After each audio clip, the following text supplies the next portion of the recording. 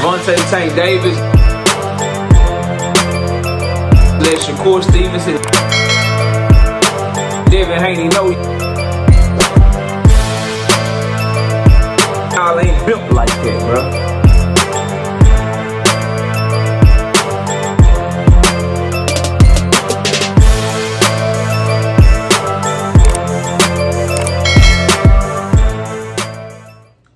Hearn calls Devin Haney a damn rabbit. My bad, y'all. I hate chewing on camera. Hold on. You know how you push play and you think you're ready, and then you're not quite done? And that's what happened to me, so my apologies. Y'all know I usually don't try to eat in front of y'all. That's rude. But anyway, bro, yeah. Eddie Hearn called Devin Haney a goddamn rabbit, bro. Call him a rabbit, bro. Smash the like button, subscribe to the channel, share the video, turn on your notifications. We live Monday, Wednesday, and Thursday night at 7:30. Also, he say the Ryan Garcia, Devin Haney fight, they need to get a fight in between. That fight ain't got no goddamn value right now. Damn, Eddie, tell us how you really feel. Let's talk about what he had to say first. Let me show y'all, or let me read to y'all what he said, bro. Hold on. Let me get this shit. He said, Devin had a lot of demons, but he didn't do a very good attempt at masking them. I was getting messages from the first round saying Devin looks petrified. Damn, it's tough. He went through a lot in that Ryan Garcia fight, but he was just moving. Devin moved like a hare. It was frantic. Actually, when he held his feet, and the few times that he did, he hurt Ramirez repeatedly. I felt like with his size, if he had held his feet, he'd have 100% stopped Ramirez in there. I don't know if he's not the same fighter or he needed those rounds to get over that barrier. Then we moved on to Ryan Garcia, which was bizarre. No one really did anything. I don't know what he was doing. Was it just that he got dropped? Derrick James was telling him the right things to do, but he never tried. Is this the moment? Is it the moment? Is it the confidence?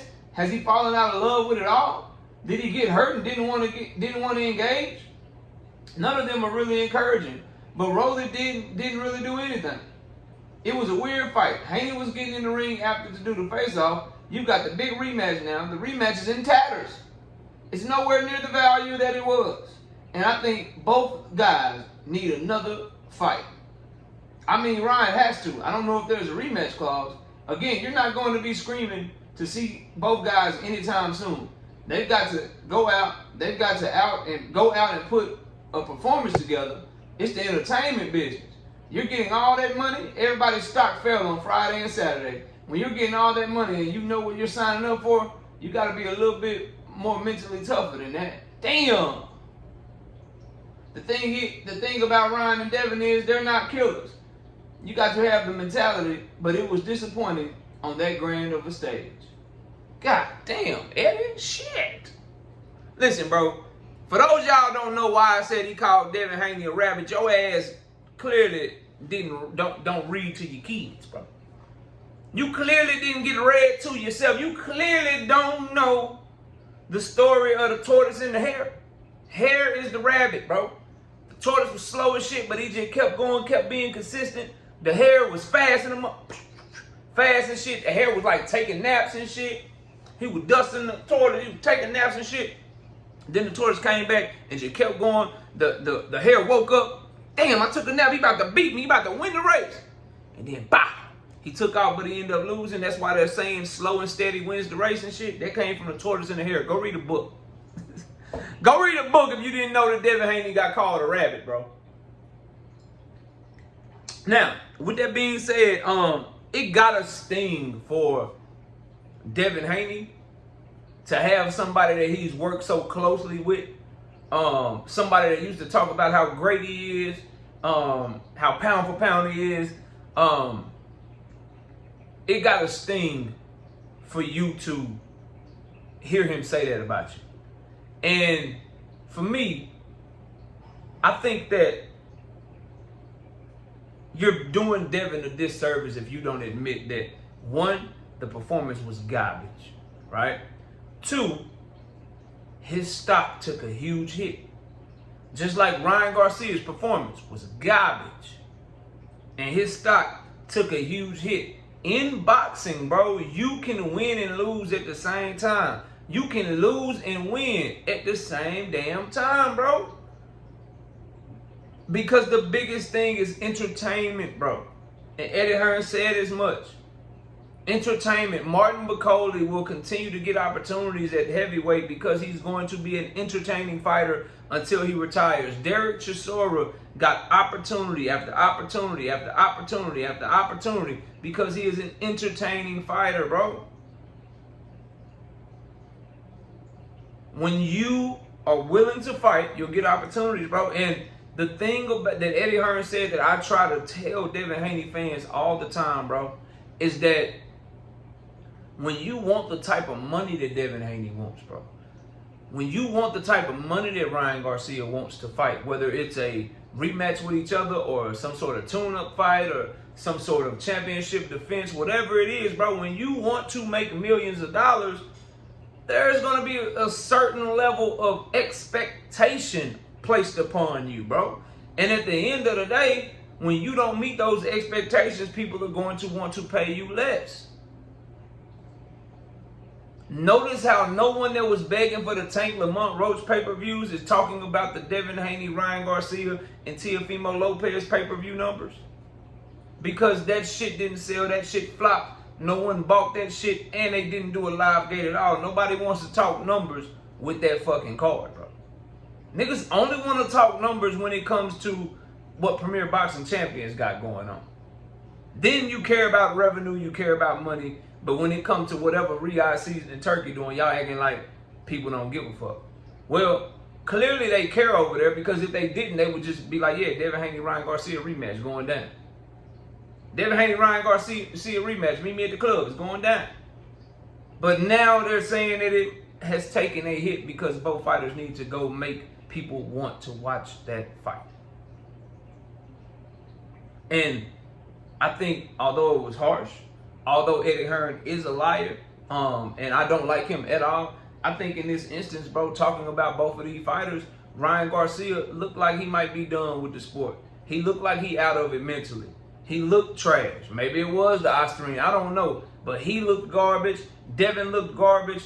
Whatever happened between April 20th of 2024 and when they fought in May 2nd or 3rd, whenever the fuck it was, in 2025, that year fucked both of them off. Now, Ryan shit seemed to be more mental, seemed to be Rolly just have his number, seemed to be once he got put down, got tamed a little bit, all the fight left out of him.